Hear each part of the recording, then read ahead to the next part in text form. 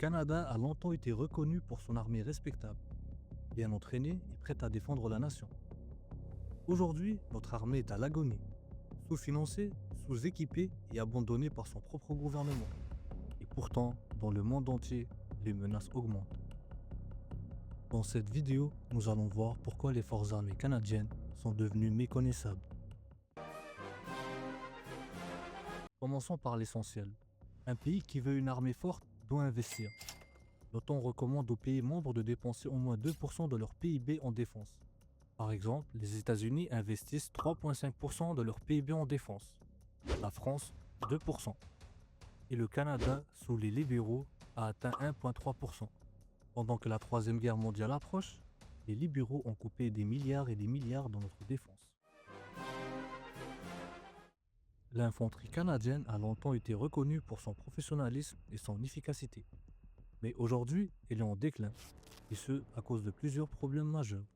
L'armée régulière canadienne devait compter environ 71 500 soldats, mais elle peine à atteindre les 60 000, un effectif qui est bien trop bas pour un pays de notre taille. Malheureusement, les libéraux n'investissent pas assez dans le recrutement. Les jeunes sont moins incités à s'engager, et les conditions de travail dissuadent les militaires de rester. Il manque environ 16 000 soldats dans la force régulière, pour que l'armée fonctionne correctement. Nos véhicules terrestres sont vieillissants et souvent incapables de répondre aux besoins modernes. Par exemple, les LAV-3, des véhicules blindés légers qui sont en service depuis plus de 20 ans. Bien qu'ils aient été modernisés en 2016 avec les LAV-6, ils restent vulnérables face aux nouvelles menaces comme les drones et les missiles anti-chars modernes. Les chars Léopard 2, que nous avons achetés d'occasion, ne sont même pas adaptés au combat moderne. Sans oublier que le Canada a donné 8 chars Léopard 2 à l'Ukraine. Et pendant ce temps, les grandes puissances militaires développent des blindés ultramodernes, capables de résister aux drones et aux nouvelles armes de guerre électroniques. Le Canada est incapable de mobiliser rapidement ses troupes, contrairement aux États-Unis ou à la France. Nous n'avons pas de moyens efficaces pour déployer nos soldats à l'étranger ou dans le Nord. La Royal Air Force canadienne est dans un état de déclin avancé. Pendant que nos rivaux modernisent leur flotte, nous volons encore avec des avions de chasse des années 80. Notre avion de chasse principal, le CF-18, a été conçu à la fin des années 70. Le gouvernement libéral a attendu jusqu'en 2022 pour commander des F-35, alors que ces avions sont en service depuis plus de 10 ans aux États-Unis. Problème, les premiers F-35 ne seront pas livrés avant 2026. Ils seront pleinement opérationnels après 2030. Et en attendant, le Canada a acheté 18 F-18 usagés à l'Australie pour combler le vide. Une décision totalement absurde. Nos pilotes s'entraînent sur des avions dépassés, ce qui les met en danger face aux menaces modernes. La Russie envoie régulièrement des bombardiers stratégiques près de l'Arctique. Normalement, nous devrions avoir une flotte d'avions de patrouille moderne pour surveiller nos frontières. Mais le CP-140 Aurora, notre avion de surveillance maritime, date de 1980. Pendant ce temps, la Russie déploie des bombardiers Tu-160, la Chine investit dans des avions furtifs de nouvelle génération, et nous, on fait voler de la ferraille. La situation est encore pire pour la Navy. Les libéraux ont totalement négligé nos capacités navales, alors que nous avons le plus long littoral du monde. Le Canada possède 4 sous-marins d'attaque, sur papier.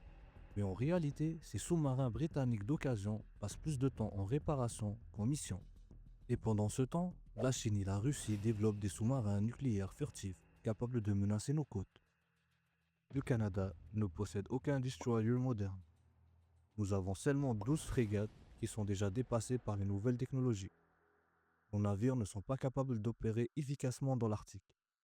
Nous n'avions aucun brise-glace militaire. Et l'Arctique devient une zone de conflit stratégique.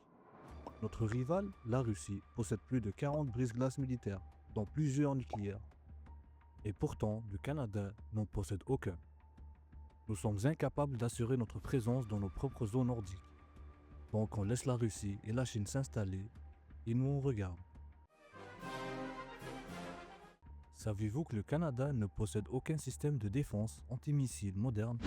Contrairement aux Américains, qui ont un réseau sophistiqué de défense antimissile, le Canada n'a aucun système capable d'intercepter des missiles balistiques intercontinentaux ou même des missiles de croisière hypersoniques.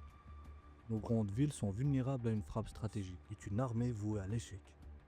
Si vous aviez encore un doute sur la direction catastrophique que prend les forces armées canadiennes sous les libéraux, écoutez ça. En 2023, le ministère de la Défense a décidé d'installer sur plusieurs bases militaires. Oui, oui, vous avez bien entendu. Quelle insulte et quel manque de respect à tous nos vétérans et à tous ceux qui ont servi dans les forces. Imaginez ce que les militaires des autres pays pensent de nous. Pendant que l'armée russe s'entraîne avec des armes hypersoniques, pendant que les soldats américains et chinois s'entraînent à la guerre du futur, nous on investit des millions et des millions pour permettre, à force de vouloir transformer les forces armées canadiennes en un reflet idéalisé de la société, on en vient à diluer leur mission première, défendre la nation avec efficacité et discipline. Les priorités semblent déplacées. Une armée ne peut pas se permettre d'être un terrain d'expérimentation sociale. Si on continue dans cette direction, c'est la sécurité du Canada qu'on met en péril. Si cette vidéo vous a plu, n'hésitez pas à laisser un like, à vous abonner et à activer la cloche pour ne rien manquer. Votre soutien aide énormément la chaîne. Je vous dis merci et à bientôt.